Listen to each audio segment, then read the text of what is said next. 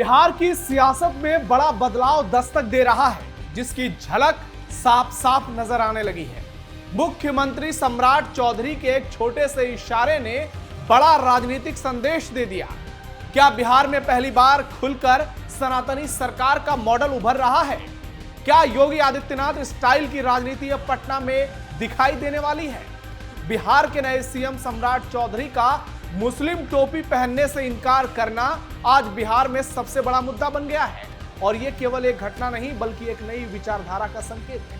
माना जा रहा है कि सम्राट अब उसी राह पर है जिस पर मोदी, योगी, हिमंता और देवेंद्र फडणवीस जैसे नेता पहले ही अपनी पहचान बना चुके हैं। इस बदले अंदाज ने विपक्ष, खासकर तेजस्वी यादव की टेंशन बढ़ा दी है, क्योंकि यह सीधा हिंदू वोट बैंक को साधने का सबसे बड़ा जरिया नजर आ रहा है। ऐसे में सवाल बड़ा है, क्या बिहार की राजनीति अब तुष्टीकरण बनाम पहचान की सीधी लड़ाई में बदलने वाली है, जिसका केंद्र हिंदुत्व होगी? और क्या सम्राट का यह नया रूप आने वाले चुनाव में बीजेपी के लिए गेम चेंजर साबित होगा? बिहार में सियासी पारा चढ़ चुका है और अब योगी मॉडल की गूंज साफ साफ सुनाई दे रही है। नमस्कार, टर्निंग पॉइंट देख रहे हैं आप, मैं हूं नवेंदु और आज के इस वीडियो में आपको बताऊंगा कैसे बिहार में सम्राट चौधरी योगी जैसे एक्शन में नजर आ रहे हैं, कैसे उनके एक वीडियो से पूरे बिहार की सियासत में खलबली मची हुई है और हर तरफ हिंदुत्व की चर्चा जोर शोर से हो रही है। सम्राट का मुस्लिम टोपी पहनने से इनकार, पहली बार बिहार में हिंदुओं की सरकार, योगी हिमंता की राह पर सम्राट चौधरी, अब बिहार में नहीं चलेगा नीतीश मॉडल। एक बुजुर्ग मुस्लिम व्यक्ति ने उन्हें टोपी पहनाने की कोशिश की, लेकिन उन्होंने विनम्रता से ठुकरा दिया। शॉल ओढ़ लिया लेकिन टोपी नहीं पहनी। अब इसलिए इस पर बवाल हो गया क्योंकि जेडीयू के बड़े नेता जो खुद मुस्लिम रहे, वो सम्राट से मिलने पहुंचे तो भगवा गमछा लेकर पहुंचे। सम्राट ने उसे स्वीकारा लेकिन मुस्लिम टोपी पहनने से इनकार कर दिया। और ऐसे में अब सवाल उठ रहा है, मुस्लिम टोपी इनकार, भगवा स्वीकार। आपको वायरल वीडियो दिखाते हैं, सम्राट ने कैसे टोपी पहनने से इनकार कर दिया। जरा वीडियो देखिए।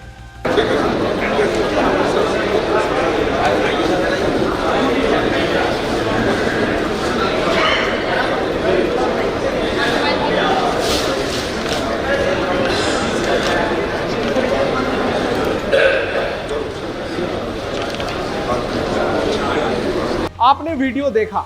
अब दो घटनाएं हुई, एक सम्राट ने टोपी नहीं पहनी और दूसरी सम्राट ने भगवा गमछा ओढ़ लिया। बिहार की राजनीति में इसने एक बड़ी बहस छेड़ दी है। सीएम सम्राट के घर पर जनता दरबार हो रहा था, आम लोग अपनी समस्याओं को लेकर आ रहे थे, उनसे मुलाकात कर रहे थे। इस दौरान सिवान से एक मुस्लिम शख्स उनसे मिलने पहुंचे। उन्होंने सम्मान के तौर पर सीएम को पारंपरिक मुस्लिम टोपी पहनाने की कोशिश की।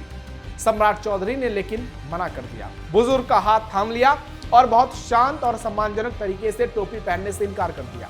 यह पल बहुत शांत था, लेकिन जैसे ही इसका वीडियो वायरल हुआ, बिहार की राजनीति में हलचल मच गई। अगले ही दिन शनिवार को जेडीयू के नेता और बिहार सिया बोर्ड के चेयरमैन सैयद अफजल अब्बास सीएम से मिलने उनके घर पहुंचे और उन्होंने टोपी नहीं बल्कि भगवा यानी केसरिया रंग का दुपट्टा सम्राट के लिए लेकर आए और उन्हें गले में डालने की कोशिश की, तो उन्होंने खुशी खुशी दुपट्टा डाल लिया। यह भी खूब चर्चा में आया। इन दो घटनाओं को एक साथ देखने पर एक साफ संकेत मिलता है, एक तरफ मुस्लिम टोपी को विनम्रता से ठुकराना और दूसरी तरफ भगवा दुपट्टा खुशी से पहनना।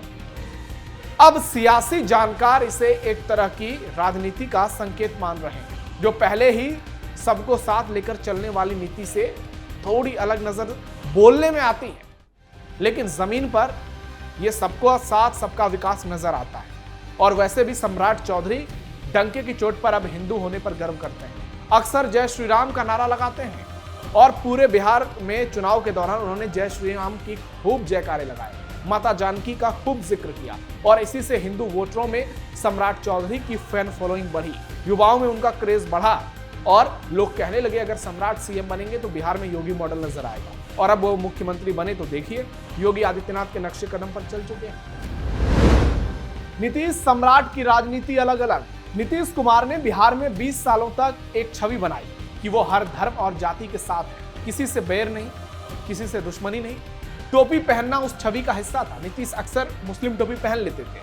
सम्राट का यह कदम उस पुरानी परंपरा को तोड़ता है। उससे हटकर यह दिखाता है कि नई सरकार का अंदाज अलग होगा।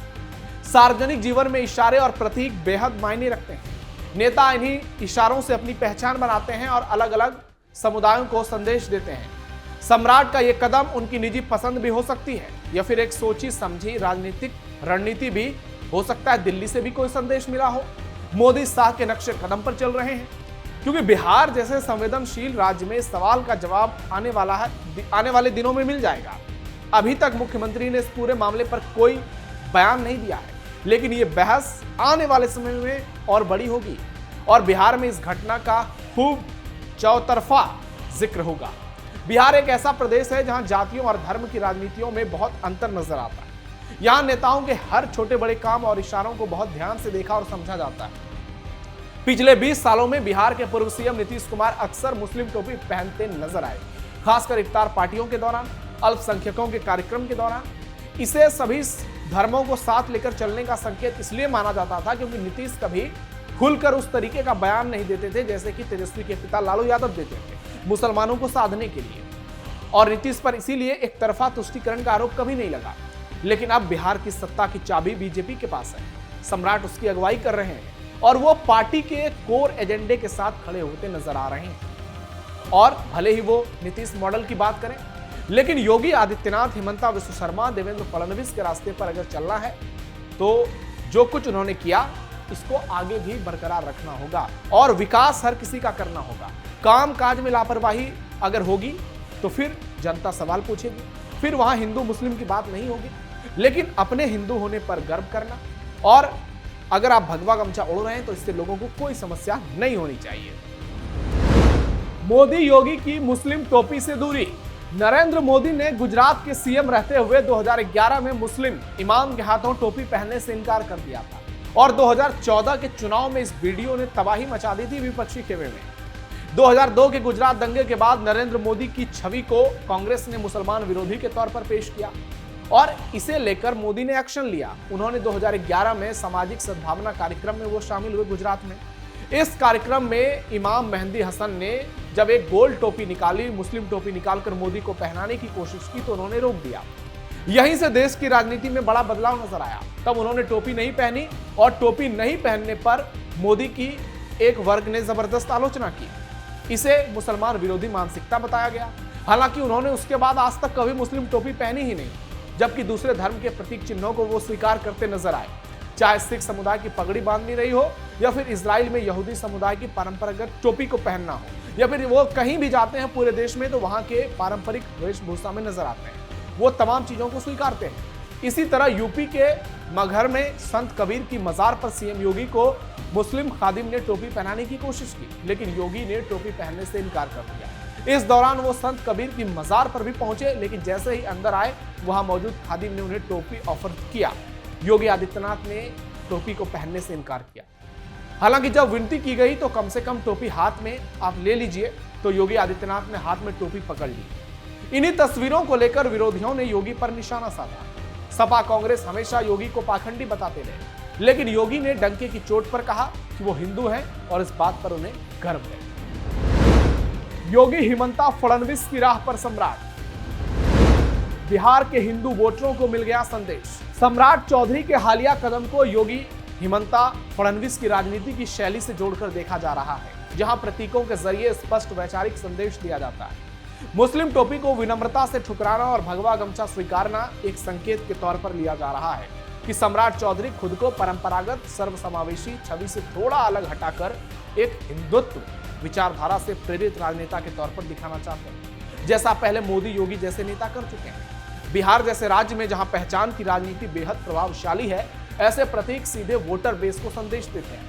खासकर हिंदू वोटरों के बीच एक मैसेज जाता है कि नई सरकार उनकी सांस्कृतिक पहचान को खुलकर प्राथमिकता देने वाली है। इस तरह सम्राट चौधरी एक ऐसी राजनीतिक लाइन पर चलते दिख रहे हैं जिसमें तटस्थ छवि से ज्यादा स्पष्ट पक्ष पर जोर नजर आता है, और ये आने वाले चुनाव में हिंदू वोटों के ध्रुवीकरण की राजनीति का हिस्सा भी माना जा सकता है, क्योंकि बिहार में बीजेपी की पहली बार अगुवाई में सरकार बनी है और सम्राट चौधरी प्रदेश के सीएम हैं, और इस तरीके का उनका एक्शन बीजेपी के कोर वोटरों को बीजेपी के कोर एजेंडे से प्रभावित करता हुआ नजर आएगा, क्योंकि योगी आदित्यनाथ जिस तरीके से यूपी में नजर आए उसका प्रभाव आज यह है कि पूरे देश में जहां भी हिंदू होते हैं वहां योगी की डिमांड बढ़ जाती है। जहां भी चुनाव प्रचार में पूरे भारत में बीजेपी जाती है वहां योगी आदित्यनाथ ब्रांड एम्बेसडर के तौर पर नजर आते हैं। अभी बंगाल चुनाव का उदाहरण देखिए, कैसे योगी आदित्यनाथ हर जगह लोकप्रिय है।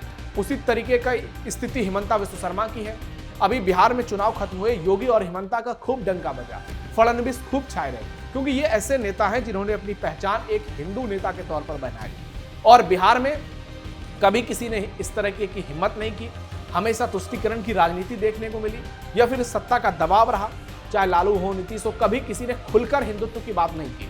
और अब बीजेपी का सीएम बना है तो हिंदुत्व नजर आ रहा है। इसका इंपैक्ट ग्राउंड पर कितना नजर आएगा ये आने वाले वक्त में बताएगा, लेकिन पहले बुलडोजर एक्शन, एनकाउंटर पॉलिसी और अब इस तरीके से मुस्लिम टोपी का इनकार करना बताता है कि बिहार में योगी जैसा मॉडल नजर आ रहा है। सम्राट चौधरी योगी आदित्यनाथ के रास्ते पर निकल पड़े हैं और ये चीज अगर इस पर वो डटे रहे तो आने वाले समय में वो भी योगी जैसे लोगों के बीच लोकप्रिय हो सकते हैं। अगर उन्होंने काम किया और हिंदू वोटरों में खुद का प्रभाव डाला, आने वाले समय में सम्राट चौधरी बिहार के योगी आदित्यनाथ जैसे एक बड़े नेता बन सकते हैं। आपकी क्या राय है कमेंट बॉक्स में बताइए। हमारे वीडियो को लाइक शेयर कीजिए। फिलहाल के लिए टर्निंग पॉइंट में इतना ही। धन्यवाद।